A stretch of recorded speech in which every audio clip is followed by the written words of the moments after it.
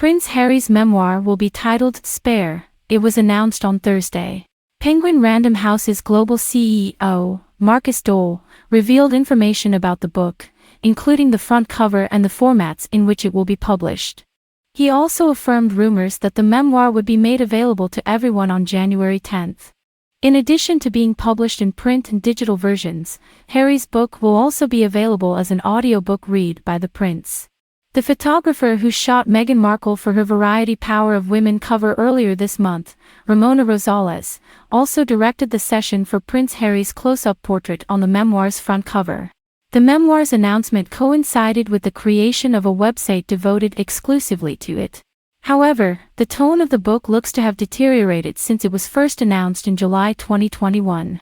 While the memoir was initially touted as an inspiring, courageous, and uplifting human story, its current promotion refers to it as a personal journey from trauma to healing.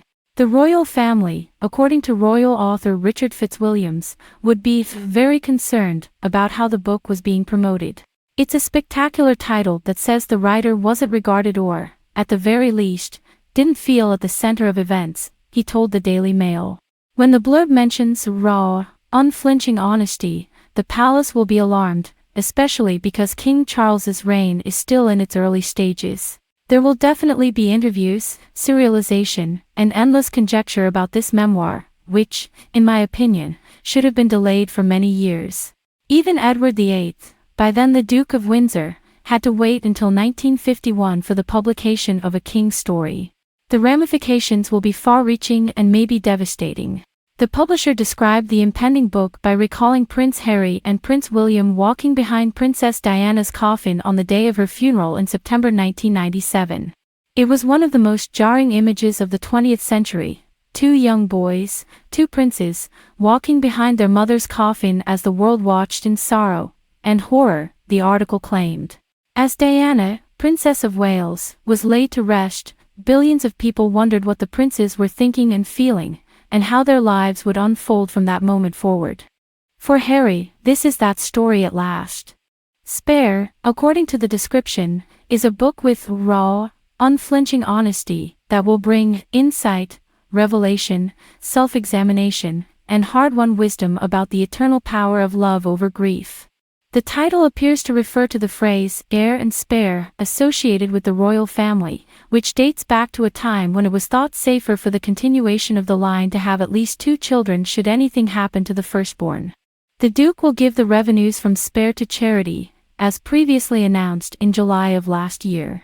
According to the website dedicated to Harry's book, the monarch desires to donate to support British charities. It was subsequently reported that Sendabale, which the Duke co-founded in 2006 to help disadvantaged children in Lesotho, had already received £1.5 million, while Harry's valued patronage Wellchild, which helps families with children suffering from life-threatening illnesses, will receive £300,000. Spare will be released on January 8, 2020, 3 years after Harry and Meghan's official departure from the royal family. If the prince chooses to go into the most contentious aspects of royal life from the past decades, Harry's relative might face disastrous tabloid headlines. He may tell which member of the monarchy he believes made a racist remark about the likely skin color of his then-unborn son Archie, or he could shed light on his poor connection with his father and his turbulent relationship with his brother William, the Prince of Wales. We are pleased to be publishing Prince Harry's open and emotionally moving memoir for readers everywhere, stated Random House CEO Marcus Dole.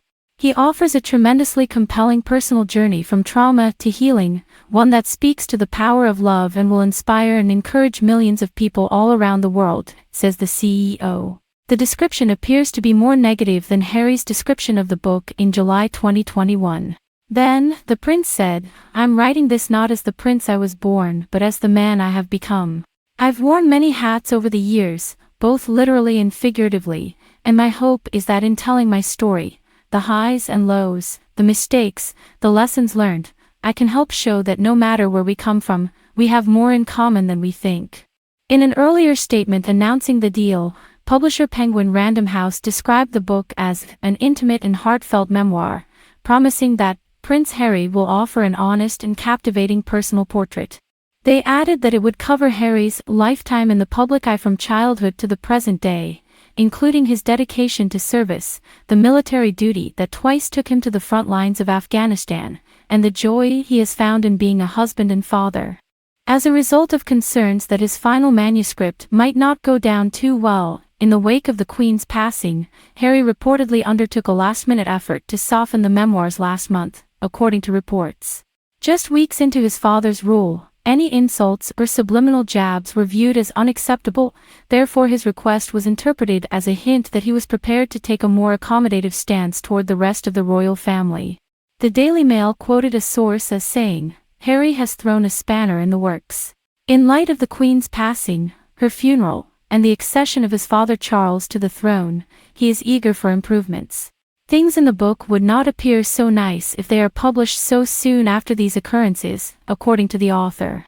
He demands that some passages be modified immediately. By no means is it a whole new work. He is compelled to change by all means.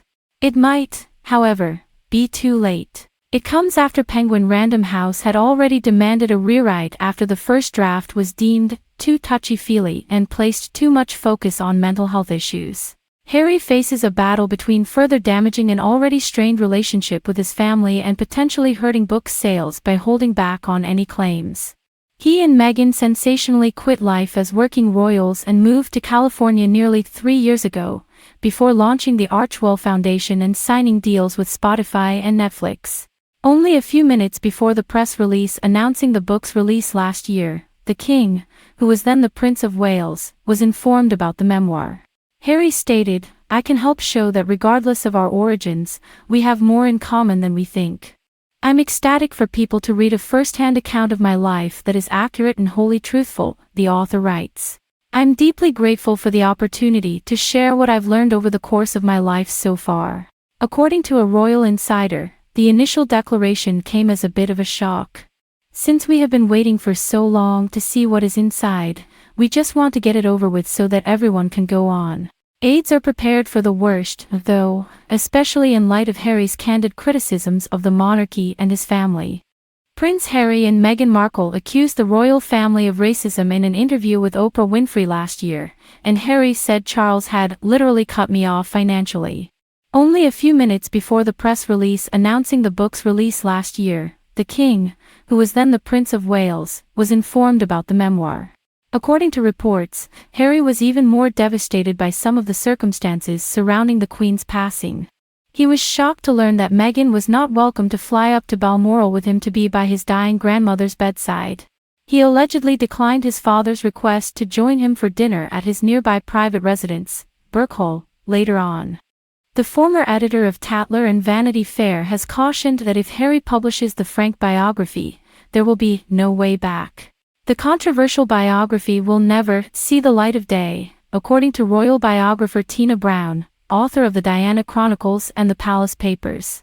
"They've taken all this money and signed Harry to a book contract where he's meant to break the beans on his miserable existence as a royal, but now he's truly tortured about it because he knows there's no turning back once he does it," she added. "I don't think there is any way for Harry to come back if the book goes on," I said. "Therefore, I've always believed that the book won't be published. When the book is published, lawyers for the royal family at the company Harbottle and Lewis are expected to be ready to read it." Following the huge criticism of The Crown, the contentious Netflix fly-on-the-wall documentary series starring the couple has also been postponed until next year. As part of their rumored $100 million, £88 million, contract with the streaming behemoth, Harry and Meghan had been contributing to the series. Netflix has now rescheduled The Crown after complaints that it created a hurtful slur against King Charles by showing him secretly attempting to overthrow the Queen.